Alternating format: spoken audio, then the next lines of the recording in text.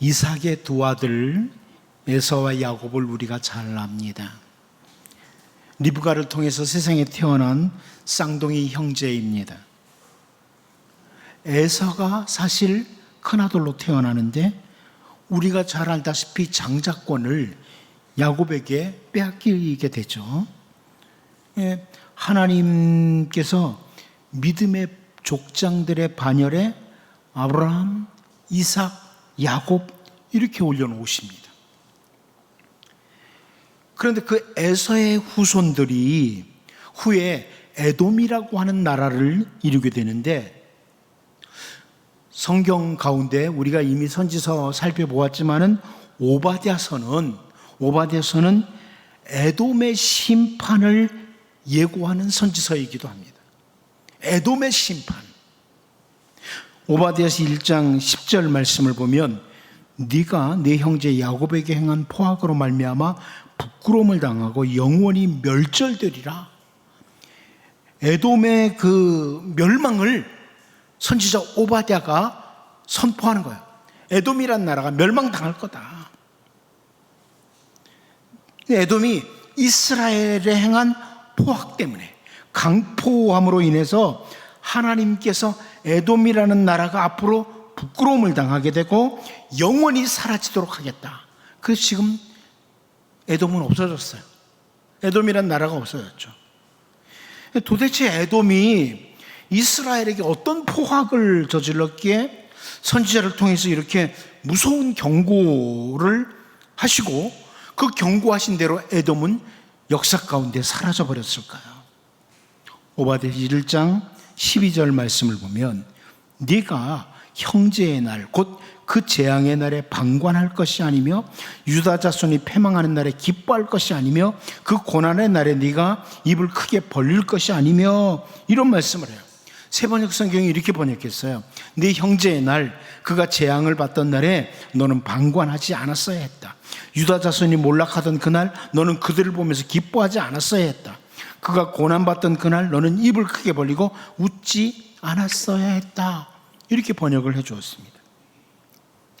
북이스라엘과 남쪽 유다가 멸망당하고 고난을 받던 때에 에돔이란 나라가 방관했다.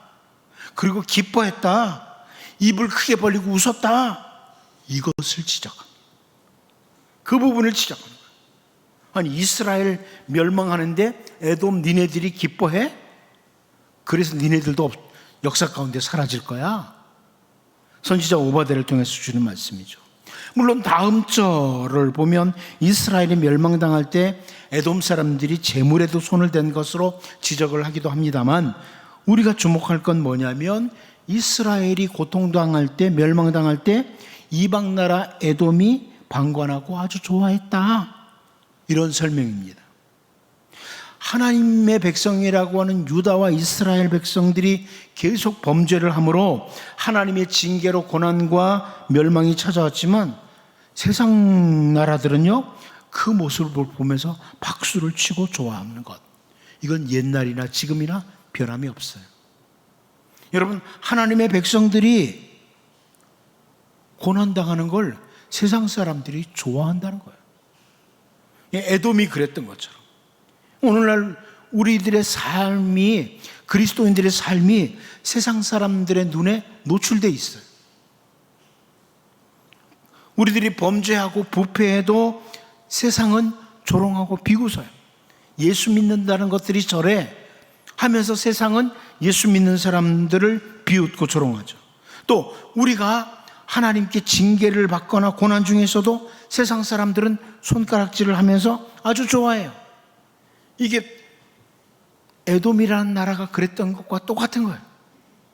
이스라엘이 잘못하면 옆에서 비웃고, 이스라엘이 넘어지면 좋아하고, 이것처럼 예수 믿는 사람들이 잘못 살면 손가락질하고, 예수 믿는 사람들이 고통을 당하면 좋아하고, 이것은 옛날이나 지금이나 변함이 없는 거예요. 우리는 이런 모습을 볼 때, 예수 믿는 우리가 정말 말씀을 따라 잘 살아야 되겠구나 하는 이런 잘 살아야 될 이유 중에 하나를 발견하도록 하는 거죠. 우리는 오히려 주님의 말씀을 따라 올바로 걸어가면서 찾아오는 환난, 이 가운데서도 정말 믿음의 길을 올곧게 걸어갈 때에 히브리서 기자를 통해서 히브리서 11장 38절에서 이런 사람은 세상이 감당하지 못하느니라, 이런 신실한 주님의 백성으로 살아야 되는 거예요. 세상은 우리를 향해 조롱하고 비웃고 우리가 힘들어하면 좋아하고 그러는데, 그 모든 상황 가운데 특별히 우리가 말씀 따라 올곧게 걸어가다가도 당하는 어려움이 있잖아요. 이럴 때에도 정말 믿음으로 똑바로 걸어가면 세상은 우리를 감당하지 못한다. 이 히브리서 기자의 설명이에요. 이제 오늘 본문을 같이 살피면서 이 세상이 미워하는 이스라엘, 이 모습을 보면서 우리를 돌아보는 이런 시간이 될 수 있기를 바랍니다. 첫 번째로 당하게 될 환난입니다. 우리 본문 11절을 같이 한번 다시 읽어보겠습니다. 봅니다. 시작. 이제 많은 이방 사람들이 모여서 너를 치며 이르기를 시온이 더럽게 되며 그것을 우리 눈으로 바라보기를 원하노라 하거니와. 여기 선지자 미가가 이제 많은 이방 사람들이 모여서 너를 치며 이렇게 표현을 하거든요. 이걸 제가 또다시 어려운 표현을 쓸게요. 예언적 과거형이라고 합니다.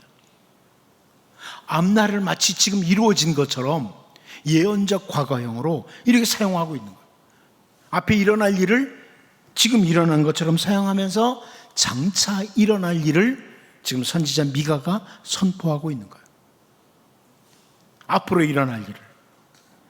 하나님께서 하나님의 백성들을 징계하시는 것은 결코 하나님의 백성들이 미워서 징계하시는 게 아닙니다. 여러분, 우리를 징계하시는 것은 우리를 미워하셔서 징계하는 게 아니에요. 히브리서 12장 6절을 보면 주께서 그 사랑하시는 자를 징계하시고 그가 받아들이시는 아들마다 채찍질 하심이라 하였으니, 우리가 잘 아는 말씀이죠. 하나님께서는 왜 징계를 하시느냐? 사랑하는 백성을 더욱 아름답게 만들어가기 위해서. 사실 이 징계라는 단어가 디스플린이라고 하는, 훈련이라는 이런 의미를 가지고 있는 단어예요. 그러니까 하나님 때로는 우리에게 아픔을 주시거든요. 인생을 살아가는 동안에 왜 이렇게 내게 힘들지? 나에게 왜 이렇게 힘들고 어려운 일이 있지? 주님이 나를 사랑하시는데 이럴 수 있거든요. 그런데 그것은 우리를 아름답게 만들어 가시려는 하나님의 계획이에요. 옆에 있는 사람이 좀 어려움을 당할 때 이거 뭐 잘못했지? 이러면 안 되는 거예요. 하나님이 그 사람을 너무너무 사랑해서 훈련하고 계시는 거예요. 어떤 방법의 아픔이든지 그렇게 바라보셔야 돼요. 옆에 있는 사람이 조금만 어려움 당해도 아유 내 눈에 영 안 들었었는데 고소하다 이러면 문제가 되는 거예요. 그렇게 바라보시면 안 되고, 그 사람이 훈련받는 모습, 하나님이 이 사람을 엄청 사랑하나 보다, 이런 아픔을 통해서 또 훈련하시다니, 이렇게 바라보셔야 되는 거예요. 자기 자신도 마찬가지예요. 하나님 나 사랑하신다면서요, 왜 이렇게 아픔을 계속 주시죠? 이러면서 하나님께 원망과 불평이 아니라, 하나님 나를 무엇에 쓰시려고, 나를 어떻게 사용하시려고 이런 아픔과 고통을 주십니까? 나를 이렇게 훈련하십니까? 하면서 오히려 제가 아까 인사말 하자고 말씀드린 것처럼 하나님 모든 것이 감사입니다, 이렇게 할 수 있으면 좀 더 성숙한 그리스도인이죠. 히브리서 기자는 히브리서 12장 10절을 통해서 그들은 잠시 자기의 뜻대로 우리를 징계하였거니와 오직 하나님은 우리의 유익을 위하여 그의 거룩하심에 참여하게 하시느니라. 세상의 육신의 부모는 자기 뜻대로 막 징계를 하기도 한다는 거예요. 하지만 우리 하나님은 우리의 유익을 위해서 거룩함에 참여하도록 우리를 그렇게 만들어 가신다는 거예요. 여러분, 사실 우리를 잘 알잖아요. 저는 저를 잘 알아요. 제가 좀 힘들고 어려워야지 기도를 더 많이 해요. 여러분은 안 그런가요? 편안하면 기도 잘 안 되죠? 몇 사람만 끄덕이고 나머지는 편안해도 잘해요. 그런 것 같은데요. 우리 습성이 그래요.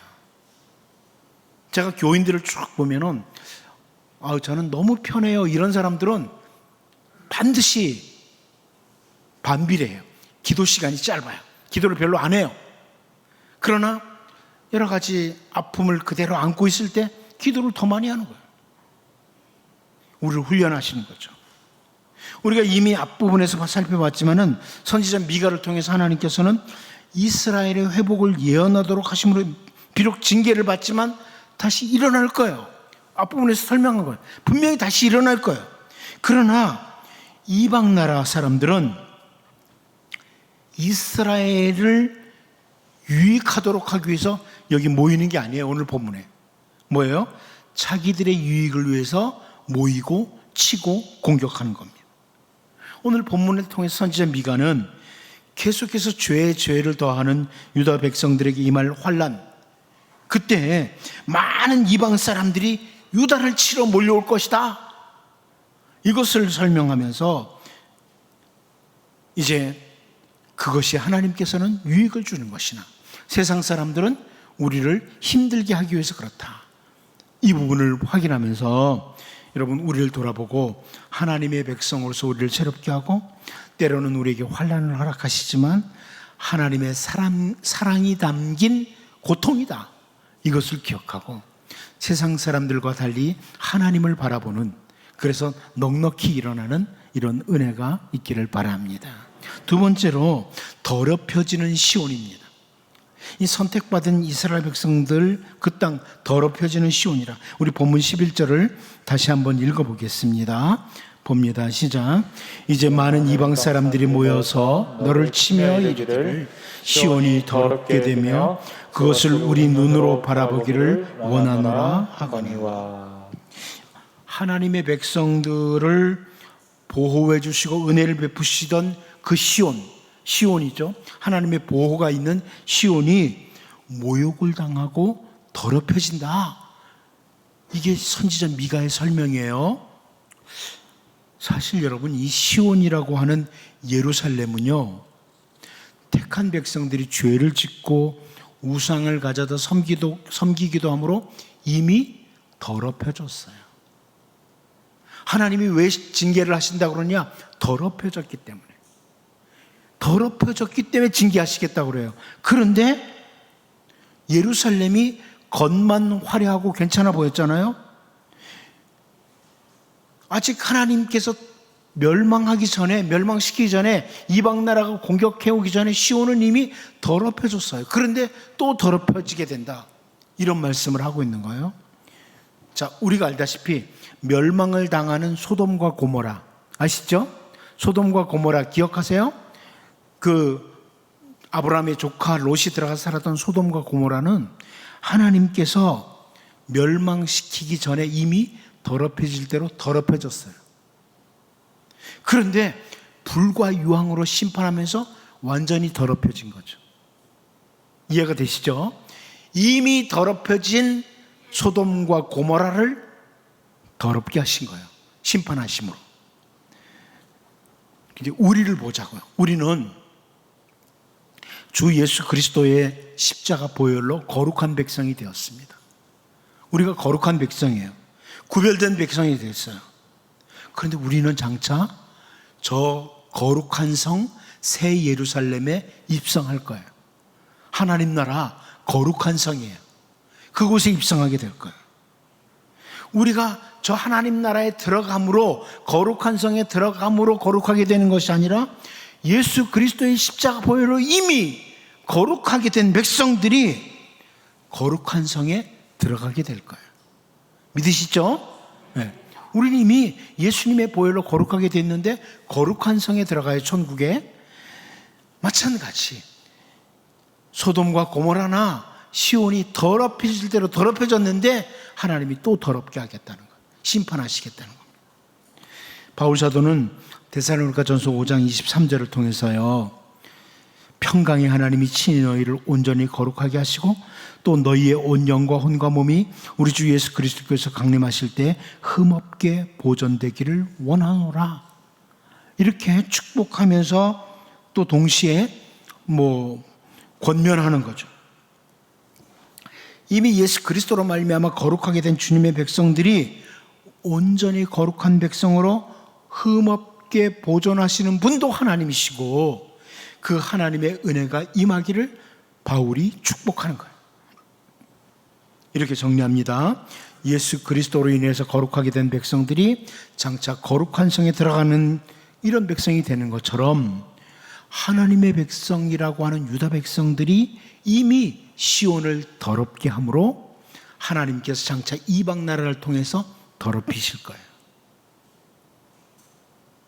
이미 우상 숭배로 더럽혀진 시온을 이방 나라 사람들이 또다시 와서 짓밟음으로 더럽혀진다. 이것을 기억하면서 우리를 돌아보고 우리는 예수 그리스도로 말미암아 십자가 보혈로 말미암아 거룩한 백성이 되었다. 이건 늘 확인하고 주님이 다시 오시는 그날까지 흠없는 주님의 백성으로 거룩한 백성으로 장차 거룩한 성에 들어갈 백성으로 우리를 늘 잘 준비하고 또 만들어가는 이런 은혜가 있기를 바랍니다. 마지막 한 가지 더 봅니다. 주님이 보기를 원하는 이스라엘, 세상이 보기를 원하는 이스라엘.